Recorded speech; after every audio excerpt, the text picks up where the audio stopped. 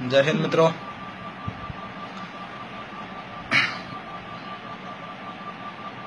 आज ये वर्दी मैं अंतिम बार पहन रहा हूँ क्योंकि मेरा डिजाइन एक्सेप्ट हो गया।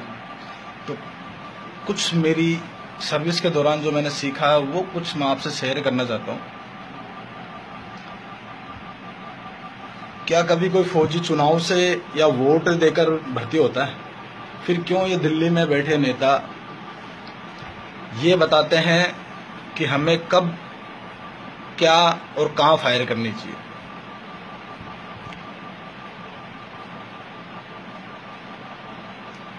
हद होती है जब कोई दिल्ली में बैठे ये बोलता है कि नहीं, इनको कौन सी गन दी जाए कौन सी नहीं। अगर मैं मान लूं ये नेता अपनी सुरक्षा के अंदर पेटल गन यूज करवाए, हमें कोई दिक्कत नहीं, हम भी यूज कर लेंगे। खुद की सिक्योरिटी में इनको AK-47 चाहिए, लेकिन जब वहां जवान अगर किसी बॉर्डर पे लड़ रहा है तो उसको पेटल गन चाहिए। इतनी अजीब हमारे देश का सिस्टम खराब है, अभी से नहीं 70 साल से। एक धूर्त व्यक्ति आजादी के बाद ही आर्टिकल 370 लगाकर ही देश की सुरक्षा का सौदा उसने कर दिया था, जिसके अनुसार उसने इतना बांध दिया था कि जिसकी हद नहीं है। कुछ बैठे ये ज्ञान देते हैं और व्यवस्था पूर्वक देखना पड़ता है कि मतलब एक कोई घटना नहीं, कई घटनाएं।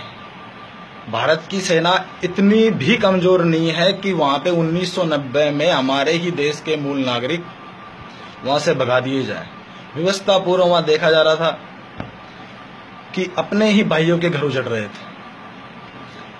बंगाल में भी सेम वही है, फायर के आदेश नहीं है कहीं भी। वहां से दिल्ली में बैठ के नेता ये डिसीजन देता है किस सीमा पर हमें, किस बॉर्डर पर हमें फायर करनी चाहिए और किस पर नहीं। आतंकियों के लिए मानवाधिकार है, नेताओं के लिए मानवाधिकार है, अभिव्यक्ति की आजादी है, पर एक फौजी के लिए नहीं। एक भड़वा बैठकर ये कहता है फौजी होते बलात्कारी है, फौजी होते मरने के लिए है, वो और देश में जिंदा है। अभिव्यक्ति की आजादी उन लोगों के लिए है जिनको ये ही पता नहीं कि वर्दी होती क्या है। वो फौज के लिए अंट संट जब मर्जी बकते रहता है। अगर एक नेता दिल्ली में बैठ के ये कहता हमें किस महीने में फायर करनी चाहिए, किसी में नहीं, ये देश की सुरक्षा का ही सौदा है। जब आतंकियों को सुधरने का मौका देके उसको फौज में भर्ती करा जाता है। आतंकी का अर्थ होता है उस देश को मिटाने के लिए आतंकी बना है। क्या उसको नौकरी मिलता है वो राष्ट्रभक्त बन जाएगा? फौजी नेताओं को शहीद का दर्जा है, अभिनेत्री को शहीद का दर्जा है, लेकिन इस देश के लिए मरने वाले अर्धसैनिक बलों को शहीद का दर्जा नहीं है। नेताओं की पेंशन है लेकिन अर्धसैनिक बलों के जवानों की पेंशन नहीं है। क्यों? नेता को सीमा पर लड़ते हैं या किसी कहां पर लड़ते हैं मुझे इतना बता दे। और फिर उनको मतलब ही क्या है कि वो एक जवान जब भर्ती होता है तो वो अपना योग्यता के अनुसार होता है, उसमें काबिलियत के अनुसार होता है कि उसमें कितनी काबिलियत है। और हष्ट पुष्ट एक बंदा जब फौज में भर्ती होता है, उसके बाद में इन लोगों को क्या अधिकार है कि ये लोग हमें बताएंगे कि हमें कब क्या करना है क्या नहीं करना। देश का सिस्टम मतलब जिसकी कोई हद नहीं है।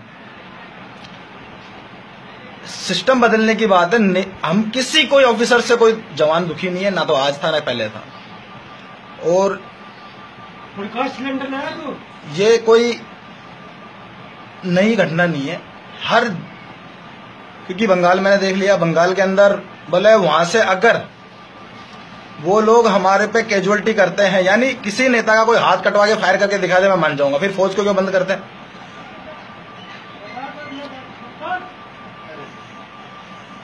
एक बंदा बैठकर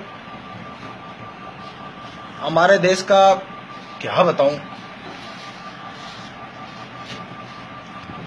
इतनी हद से ज्यादा कि कोई समझ में नहीं आती। इस नौकरी को करने में ये बताइए कि नेता होता कौन है जो हमें इस चीज के लिए बताएगा कि क्यों 1990 में हमारे देश के इतने जवान हैं कि वो आराम से कश्मीरियों को वहां पर मूल निवास पे वापस बसा सकते हैं, लेकिन राजनीति खत्म नहीं होती। विदेशी रोहिंग्या आके हमारे यहाँ बस सकते हैं, पाकिस्तानी कश्मीर में आ सकते हैं, हम अपना तिरंगा जलते हुए देख सकते हैं, क्योंकि वहां उनका संविधान है, उनके नियम में है कि तिरंगा जलाना उनके लिए अपराध नहीं है।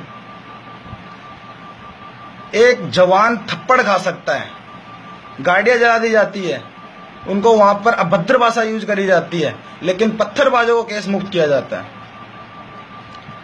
आतंकी के जनाजे में लाखों करोड़ों जाने वाले क्या वो अपराधी नहीं है? लेकिन वो कभी दिखाई नहीं देंगे, क्योंकि वोट बैंक की राजनीति है।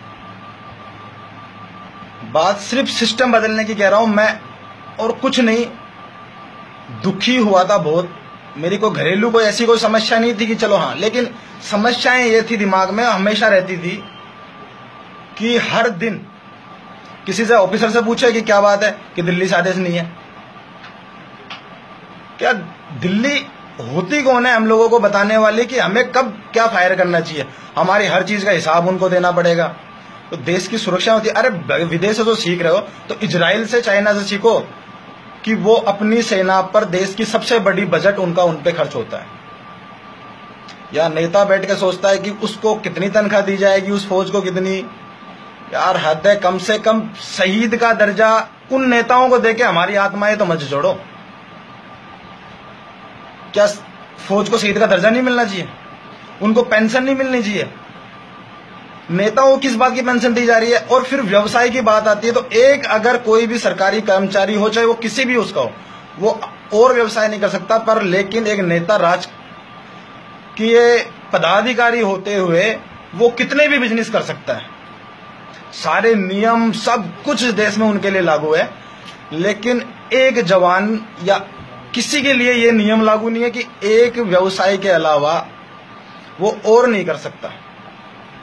मेरी ये घरेलू समस्याएं थी कि दिल्ली में बैठा नेता जब ये बोलता है कि हमें किस अनुसार कब फायर कब नहीं करना चाहिए, इन्हीं कारणों से मैंने रिजाइन दिया है।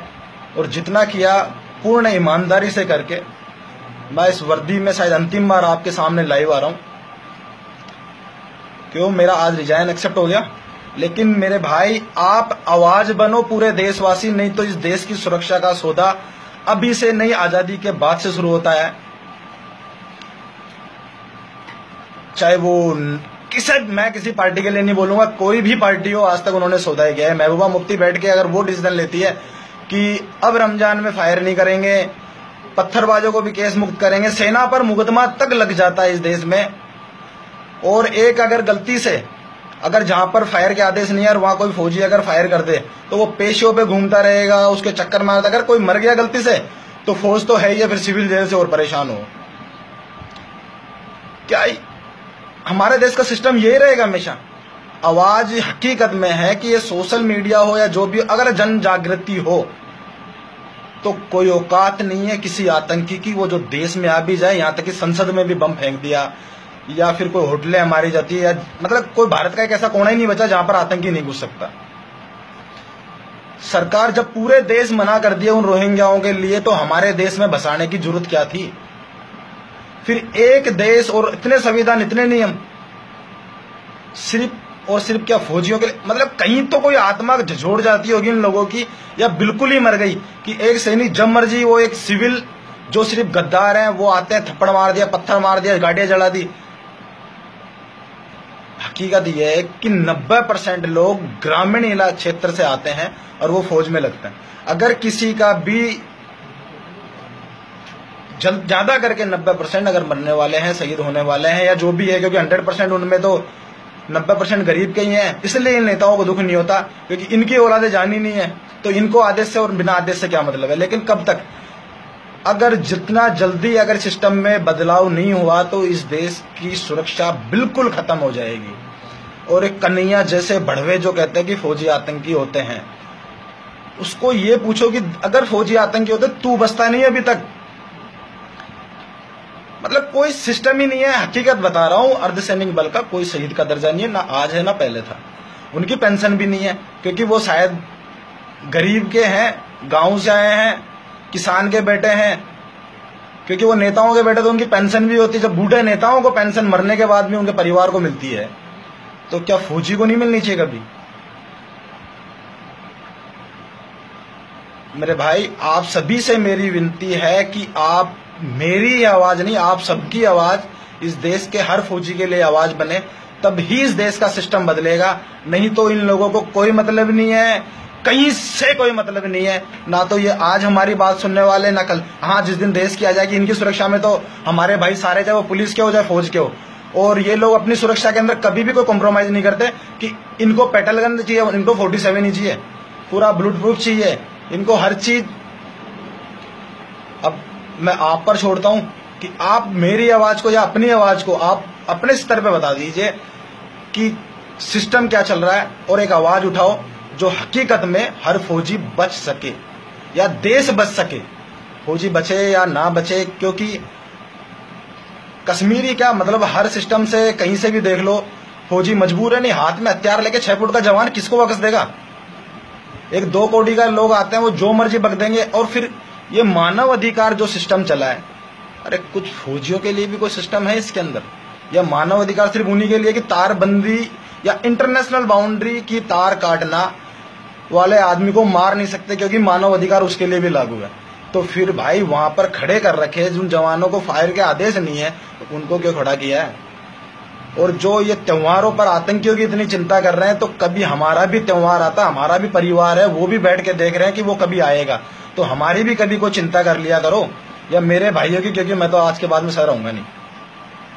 रहने का मतलब है मैं रहूंगा, इस वर्दी में नहीं रहूंगा, क्योंकि आज नहीं कल आपके भी बेटे जाएंगे, आपकी भी औलाद जाएगी, और देश को बचाना है तो सबकी औलादें भेजनी ही पड़ेगी।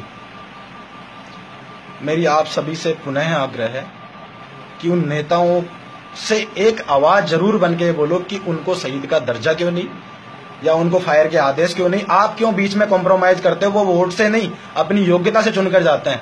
फिर आप क्यों बीच में टांग अड़ाई करते हो? सिर्फ उन्हीं का त्योहार होता है कि रमजान उनका त्योहार आ गया,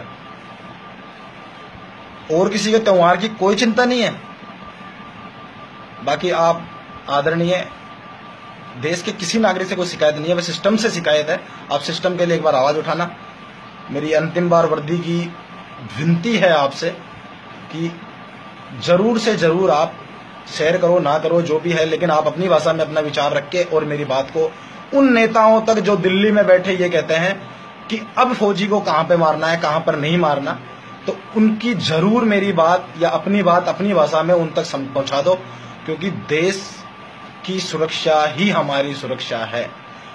नहीं तो इनका कुछ नहीं जाना, ये यहां से निकल के विदेश भी चल जाएंगे। इनका जमीर क्या होता नहीं होता मुझे कुछ पता नहीं है कि ये लोग अंदर से क्या झोड़ के देखते हैं, लेकिन जो मैंने 12 साल के दौरान जितना देखा है, तो एक हमारे अफसर से वो बड़े भाई हैं, जैसे भी है, वो एक सिस्टम, एक परिवार है, वो चलाने में उनसे कोई नाराजगी नहीं है। लेकिन ये लोग बैठ कर जब ये कहते हैं कि नहीं, दिल्ली से आदेश है, हमें वहां पर ये नहीं करना चाहिए, ये दिल्ली वाले होते कौन है, हमें आदेश देंगे।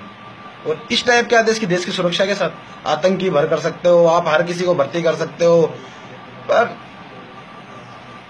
ठीक है, जैसा भी हो आप मेरी आवाज बनो, यही मेरी लास्ट विनती है आपसे। जय हिंद, जय भारत, वंदे मातरम।